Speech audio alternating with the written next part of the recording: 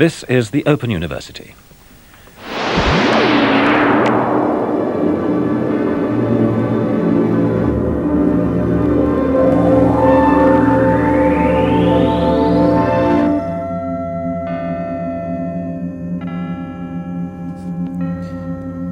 Hello, my dear students. Welcome back to the Open University. And I'm thinking right now of something Voltaire said at the end of Candide. Cultivons notre jardin. Let's cultivate our garden. So I've actually been cultivating a tiny garden on the balcony of this Paris apartment, my girlfriend's apartment in Paris, just to try and make a little place of positivity, a place of peacefulness.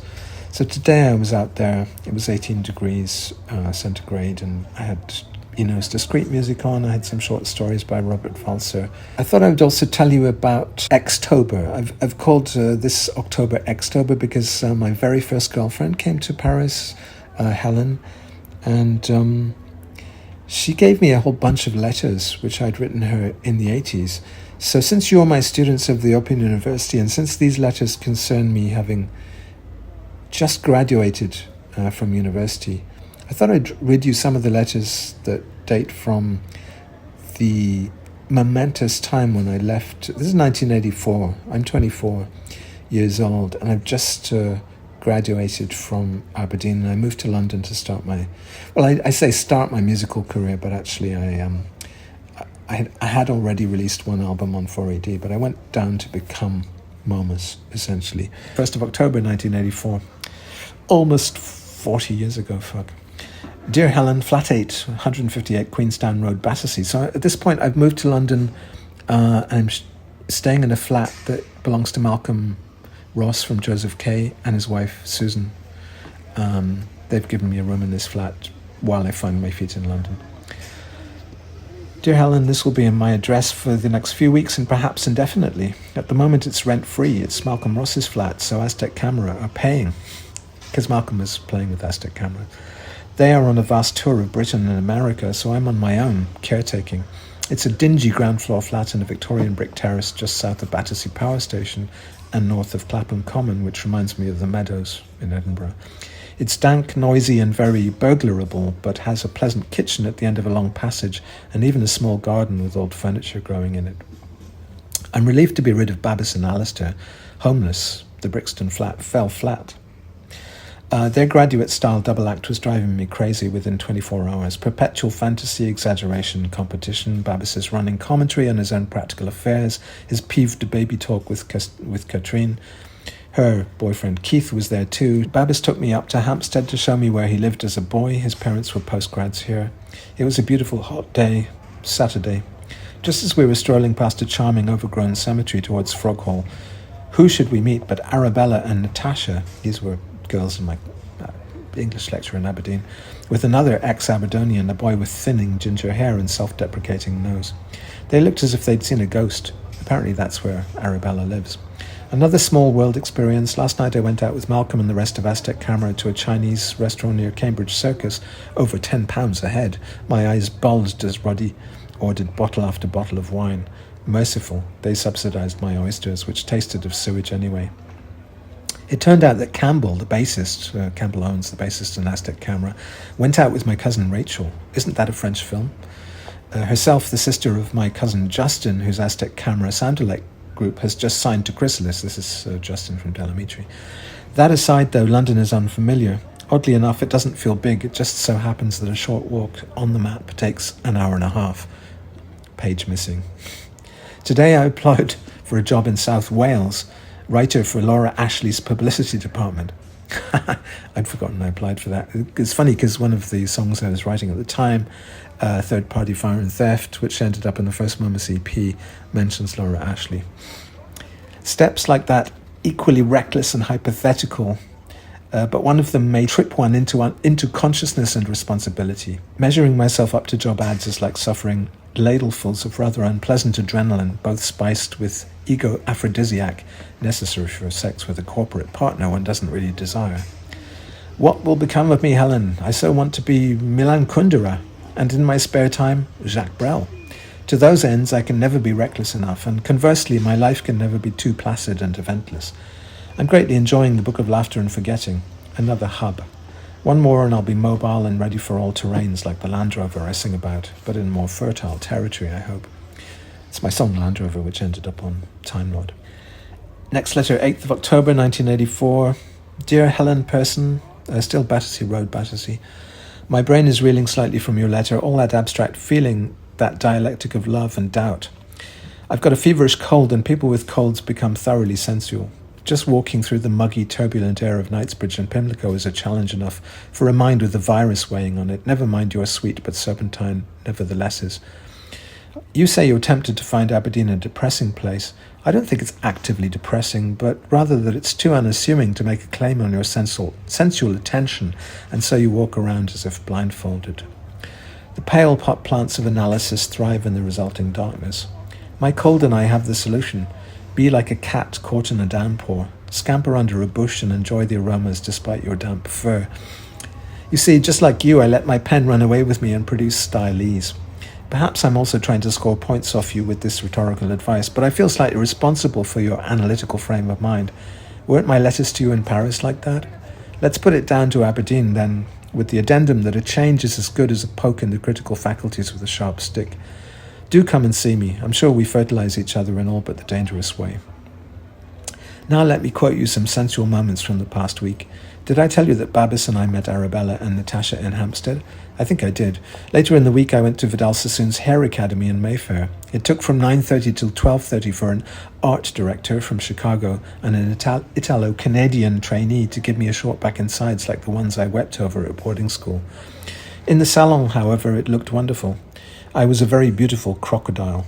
The art director was very respectful towards the bones in the back of my head. He sculpted little conceits round them, although my hand only feels fuzz. They played records, desolate, schmaltzy Frank Sinatra records. The pouting suburban geisha in the next chair looked tragic until she dispatched her friend with instructions to phone the estate agent. Outside it thundered and flashed. Water began to pour through a skylight directly above my chair. The aquiline-nosed Canadian's scissoring grew trembly. They took off Sinatra and played Capital Radio to reassure themselves. Even in Mayfair you can feel oddly separate from the hub of things, and even hairdressers are hungry for this hub, nipple or cunt. I saw a company of wolves in the Odeon, Leicester Square, £3.60.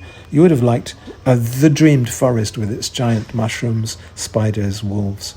It was dark when I came out, but Leicester Square was brilliant with lights and people, and all over these garish trees were starlings, shrieking and grouping like the Saturday night crowds below. That really felt like the hub. The contrast between this rather dismal brick terrace with its green walls, soaking up the naked 660-watt bulb light, and the mythical names and sites 5 minutes away across Chelsea Bridge, Sloane Square, the Tate, Harrods, all the branches of government, Battersea Power Station like an upended table with fat Benson and Hedges legs. The contrast is as odd and tangible as the difference between the cold, damp-smelling air in the flat and the continental humidity outside. The warmth is astonishing. Last night I stepped outside to buy a pint of milk, and there was a fat black woman singing by the traffic lights. Today a Japanese woman asked me the way to Harrods. Yesterday in the Museum of Mankind, a couple spoke a most delicious and affectionate East European language. I hovered over the Bemba sculpture case to hear more of it. What is most precious here is the feeling I have of being in the world, which I previously only had on holidays and at the festival. The obverse is that the world doesn't give two hoots about me, but its neglect is benign rather than vindictive. This is just impressions because I have so little news. I think of you quite often, and from here, amidst workaholism and flash, you look like an exceptionally nice and unfucked up person. I don't know if I'll be able to stay here. Perhaps it will slowly unfold its logic and beauty as I begin to master the knack of screening out all the disturbing disposability of it, but perhaps not. It's all very interesting, though, and at the back of my mind is the second little room I can fly back to in Edinburgh. That makes me brave and reckless. Dusk is falling in this back kitchen. The neighbours are clumping about and pouring buckets of water into the garden.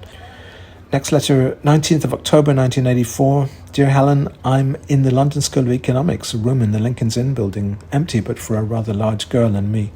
In 15 minutes it will fill up and a lecture on psychoanalysis will start. I'm nervous but interested. I'll tell you about it later. The flat is full just now. Malcolm and Susan, Peter and Senga, Agnes backwards, stayed last night. I had a rather unhappy free concert last night. Aztec camera played the Dominion, and my ticket was paid just as my accommodation is being paid. But who is footing the bill? And the answer is young, undemanding adults with a wistfully romantic slant in life are paying for my board, and I feel bad about living off something I can't respect. I met this poor girl in Row W, Judy, who follows orange juice all over the country. She had electric white hair over a very prosaic face. She applauded politely, though not profusely, and at the end of the show wiped her nose as if she'd been crying. The spectacle itself was just so empty for me. A lot of coloured electric lights, the slick performance, where the technical presentation was so much more wise than the artistic content. Shouts from English girls in the audience, which made the space feel like a swimming bath. Forgive me if I take lecture notes, it might be expected. Back home at the kitchen table in a flat with air metallic from cigarette smoking, I didn't have to take notes. In fact, I instructed the lecturer in the correct spelling of brewer. There was a rather adorable Jewish-American girl there with great black rings under her eyes. Immediately afterwards, Keith and I, Catherine's Keith, went to see Ken Livingstone talking. I've just had a letter from Mark. Apparently everyone mistakes him for me. He saw Ali Smith, I heard her say, "That's really sad," and she walked off looking concerned. She must be doing her postgrad in Cambridge. If you see Mark, do speak to him a bit and tell me your impressions. H manages to be very admired, although he has fallen in love with a strategist who takes ambiguity to its limits. I've shared a bed with her twice without coitus occurring. I include these juicy quotations just to prove that no intimate detail is ever safe in my hands, and coitus is such a lovely word. Now I'm going for a drink with witty, wimpy Alistair Stewart. He needs my international student card to buy a coach ticket, and he's paying me in beer. Yuck. Babis is in Greece, so he fastens himself to me. 13th of November 1984. Leinter, this afternoon I got your 2 weekend letters, the cracked, multicoloured one and the moralistic one with the parable of my dinner with Andre. Strangely enough, I was thinking of that title yesterday. I hadn't actually seen the film. I had to find a group name and was substituting things like "in praise of" and "my" for the dull definitive article. This peculiar recreation was the result of a phone call to Mike Allway of L Records. He's about to sign a licensing deal with MCA Records and has promised me studio time for a demo before the end of the year. I think I'll name myself Momus, after the Greek god who was banished from Olympus for criticizing Zeus's decision not to put the bull's horns on its head rather than its shoulders where it's the strongest, and for failing to install a window in the breast of man through which his thoughts and feelings could be surveyed. Somehow the comedy of this pathetic coup can still be heard in his ridiculous name. As for Andre, well, the moral is a sound one, but I'll make a few points. Inadequacy is a poor reason for embarking on the hippie trail as a motive for anything, any kind of escape or correction. It surely augurs poorly. 2, the extraordinary, the significant, and the true, and the artistic depend for their beneficial qualities on the strengths and suitability of the seeker, just as successful married life does. 3, the dumpy friend is, on the contrary, most contented, generous, and happy with himself and others. But don't you know that fat people have a marked talent for that kind of thing? Kafka said, "Don't you know that only fat people are trustworthy? Only in these strong-walled vessels does anything get thoroughly cooked. Only these capitalists of the airspace are protected against worry and madness and are able to go calmly about their business. And they alone are, as someone once said, useful in the whole world as would-be citizens. For in the north they warm, and in the south give shade." This can be turned around, of course, but then it's not true. Drawing here of bald, fat man and Nicholas praying to him. Still no job, and looks like I'll have to find somewhere else to live. Susan says that if she and Malcolm are to continue to get the flat rent-free, and also perhaps get it redecorated by Bob as text manager, it'll be on condition that nobody else is living there. Having said this, she proceeded to confuse the argument by adding that she wanted to set up a business with a friend of hers, Maria, operating from here. I think the truth is that I'm a living reproach to her lifestyle. Before she returned to Edinburgh, she was so bored and so chivied by my cultural pursuits and attacks on the TV she watched that she started listening to Radio 3, not that I advocated this. My dilettante life continues. Today at the London School of Economics, a lecture on Freud's notion of the primal horde and on Lessing's education of mankind. Tomorrow at the ICA, a seminar on Michel Foucault. Till tomorrow, cross-legged typist, much love and caressing. Momus. Oh, signing the letter Momus. Wow. 19th of November 1984. Dear Nellie, I'm in the kitchen cooking supper for Babis and myself and reading a highly delightful book, The Pillow Book of Sei Shonagon, written by a 10th century Japanese court lady of wicked and fastidious character. For the first time this week, I feel the need and the desire to write to you. For the first time, I have the time. Babis is away, and the news. You haven't phoned for a day or so. Yesterday, my father came down for a British Council meeting. He took me out to supper at Covent Garden, decided against a Japanese restaurant because it was too expensive, then spent more at a very fake French place. Then looked for a bad film to relax with. The Woman in Red served. I asked him about Christmas and the borders. Apparently there are 2 bedrooms and he wants it to be restricted to a family thing until the larger house is properly refurbished. So I'm afraid that's out. He did say how much he liked you. She's a spirited girl, though. He gave me £40 to buy a new pair of shoes, so today I bought a cheap pointy pair for £12, a Paul Clayish shirt for £18, and will take the Greek out for a meal. I owe him one. And perhaps see a film tonight with the remaining £10. I get so very feverish with the little disposable cash, very excited and ashamed. I don't think that affluence could do me one jot of good. Father also wrote me a letter of introduction to the publisher of his latest fishing book, Days and Nights of Game Fishing, George Allen and Unwin. The letter, scribbled on the tablecloth of Frère Jacques, a restaurant, commends me as an earnest and bookish individual in need of advice about publishing. I hope this 18th century way of doing things succeeds as it ought to, what with that old boy networkism and nepotism doing their work. This has nothing to do with the rest of the letter, but it's just occurred to me that I miss being lonely. There's too much distraction and security here. I love my friends and I'm lucky, but I think one reason I'm mean and don't work hard to charm people is that too much friendship makes me blasé and soulless, and generally unsympathetic to myself. When I see how my father has blocked off whole areas of feeling, he coughs during a sentimental gay scene in the film. He says in his book, I don't want to know what Freudians would say about my fishing, and I certainly never want to calculate what this has cost in terms of diverted energy and empires which might have been built with the same application. Blocked them off because he has found something of value, something that compensates for all of life's disappointments and failures. Helen, I'm not a very good letter writer. It lacks depth of feeling, it's hurried, and I sense some deep resistance which falsifies it a bit. So I'll copy out a bit of the Pillow Book.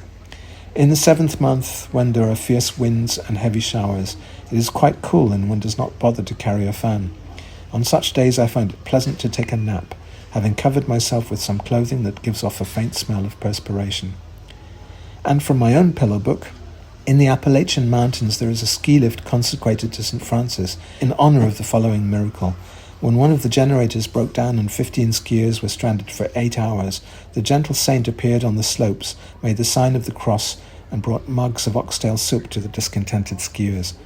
What foolish pleasure in invention.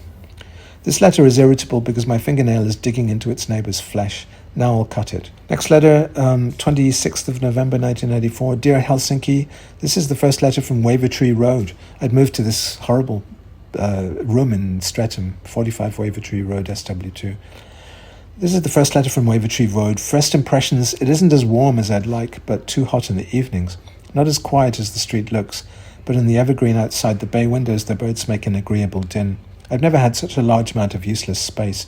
The walls go up 12 feet with wallpaper, then a couple more without.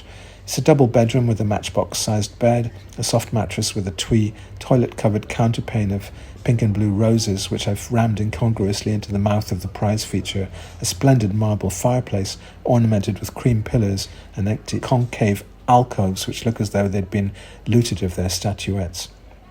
There's a sink and a little cooker and a big wardrobe, and I've been promised 2 tins of white emulsion to eclipse the dowdy grey-brown wallpaper, which looks like diseased scales. I'm told most of the neighbours are civil servants. I think all have jobs. 4 days a week, a cleaning lady, N, English and very deferential, knocks and enters at 9:30. This will keep me a reasonable riser. The most interesting fellow tenant is directly below me, a girl who paints and oils. I was shown her room because I'd been so interested in the fireplaces, and saw livid miniature self-portraits, rather brooding, hung up as if to dry. As I sit here, it's 10:30 and I've been at LSE in Brixton all day, the latter really a splendid place, very busy and Dickensian with surprising brickwork and odd towers, overhead railway and markets and cheerful negroes. I hear the yew leaves clacking in the wind. I think I'll be happy here. There is a synagogue nearby I must investigate. Also, I feel I'll be able to write. Free of Babis at last, he was to have slept here tonight, following me even to this last retreat, but Catherine gave him a reprieve. On Thursday at 8, I breakfasted at the Savoy with my father and his new secretary.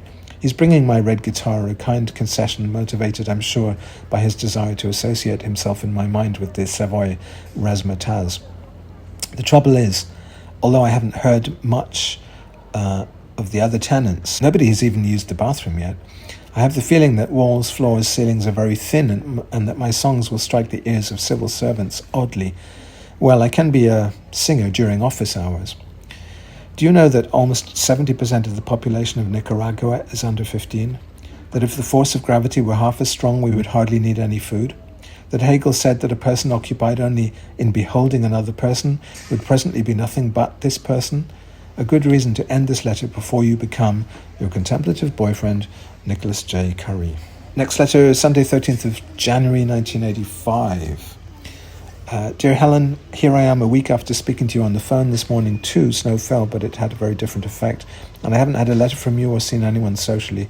I went up to LSE and paused outside Babis's geography postgrad laboratory. He was probably in, but thought, why the hell should I come crawling all the way uptown to see him? To have awkward conversations in a room full of labouring geographers, be assigned somewhere to wait while he finishes what he's doing, then traipse off for a meal which only he can really afford. Also, the thought that I owe him £50 for the Paris trip, another luxury he could afford but I couldn't, but did. I'm happy to see him, but on my terms, occasionally in Streatham, which he has only visited when he needed a floor to sleep on. So I turned away from that laboratory door and went back to my novel. Marzipan, I guess it's the novel I was writing at the time. It was also going to be an album title. Marzipan went swimmingly for 5 days. I worked at it in 2 shifts daily, one from 9 to 12 and the second from about 7 to 11. But I now feel the sections are too short and disconnected and there's too much plot. It's full of my Prestwick relatives, at this stage still bearing their own names, and I'm aware of paying off all the time, settling old scores, clinging for compensation to old losses and failed relationships. I now feel the need to linger longer on fewer events, to imagine rather than describe. I'm being more tenacious than I've ever been with a piece of writing. I have a now or never feeling which is fueled by a pleasant surprise that what I've written so far is so promising and that new episodes keep suggesting themselves to me. I also find incidentally that my whole mental life has been vivified. I've rewritten all my songs, for example, after singing the not quite right lyrics for months. When not writing, I read with far more ease and concentration than I ever have done. Oddly enough, the 2 books that make me most dissatisfied with the 30 pages I've written so far, myself, are both by women. They're George Eliot's Daniel Deronda and Nathalie Sarraute, Portrait d'un Inconnu. The subtlety, adultness and melancholy of these books, both dry and florid, charms me. I think the time is ripe for the return of the Victorian-length sentence, which gives a sense of careful exactitude as well as fluent emotion. There are also 2 men lurking in the wings. I'm trying to get them to marry the authorесses. Theodore Adorno, Minima Moralia, and Jean Genet, Our Lady of the Flowers. I think it'll be difficult to get him to the altar with Nathalie Sarraute. He's a raving queer. Well, I said I couldn't talk about writing, but it's really all I've done this week, and I feel, though since Friday I've felt the need to go back to square one to start differently, enriched. As if my whole life now makes sense. I just have some small adjustments to make. I must do a bit of visiting or I'll get too melancholy and desperate to continue. Another thing I noticed, my sex drive has almost disappeared. It must be because my imagination now has better things to do than linger at street corners and whistle at imaginary girls. Also, of course, it's because I have no prospects. You and Christmas have gone and poor little Marie didn't get a single word out of me on the van journey down. I go to Brussels in early February. After that, I'll only work if the bank threatens to sue. I've joined the Performing Rights Society and can expect a little in the way of royalties soon. If Lambeth Council pays up my rent, I'm in clover. The record won't sell well, but will be the most haunting and extraordinary release of 1985. I kid you not. Then, if all this novel scribbling comes to nothing, I might just do a bit of doctoral research on George Eliot. That's a good incentive to keep scribbling. Oh, Lenty, don't stop writing to me. I might just fall off the edge of the world down here. And don't be jealous of all this creative furnace stuff. Much more important is the fact that I'm learning to cook well. Admittedly, only 1 dish. I call it chili con car wash because of this room, overheated and full of noise, stupid revving engines. The ingredients, 3 potatoes, a shake of yellow peas, dried, sliced courgettes, 1 dollop of baked beans, not Heinz, a syllable of chili and garlic sauce, some assonant London water, drunk 8 times already, some tomato puree for Italian adjectival colouring, and Bob Dylan from the stereo upstairs, Monkhouse from the TV through the wall, is your uncle. Cheap, nourishing car wash a la Streatham. Here at the edge of the world there's too much noise and too little sound. Put some in a letter for me, could you, my wee pet. 24th of February 1995. Dear Helen, here at last is the letter. Why haven't I written? I think it's because when I stopped my novel, I'm now convinced that I'm entirely too volatile to sustain something that long. I was disappointed with myself and didn't want to peer into that odd solipsistic mirror which a letter becomes when you really haven't been doing much. If you want to know what my life has been these last 2 months, listen to my songs. A lot of time has slipped away through the curly vents of my guitar. Without it, God knows what state of suffocation and strangulation I could now be in. And at last I'm beginning to move this most important hobby and therapy towards a money-making public commodity, commonplace oddity, without which it could wither. The Beast with 3 Backs comes out next month, and I really expect some notice to be taken of it, at least by a couple of critics. Then a month or so after that, another 3 songs, Momus Sings the Old Testament to the New Instruments, will appear. That became an LP, of course. In a week or so, I'll start playing live. The first gig will be in front of businessmen in Richmond at lunchtime. I hope to put them off their food. Just me and a stool, a black tie and a guitar, Reeve Gauche style. Reaction to the Brussels tape has been extremely good, especially to the ballad, that nasty one about making love at gunpoint, now much more stark and chilling.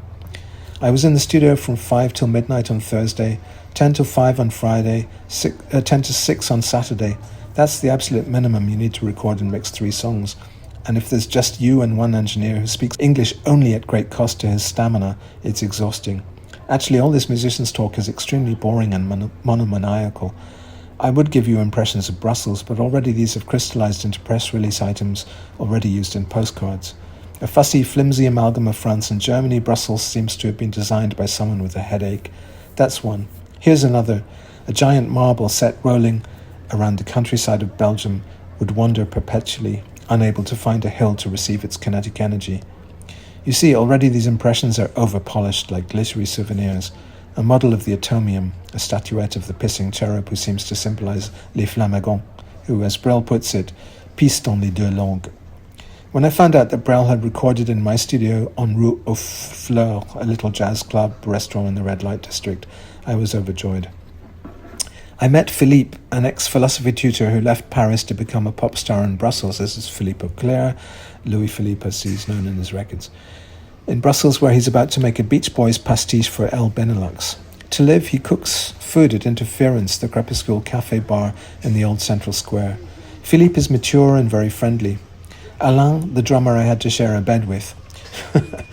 He has a flat 30 seconds walk from the central square with windows overlooking the spire of the cathedral. He's a Japophile with ceremonial masks on his white walls and tapes lying around labelled Orient Mécanique.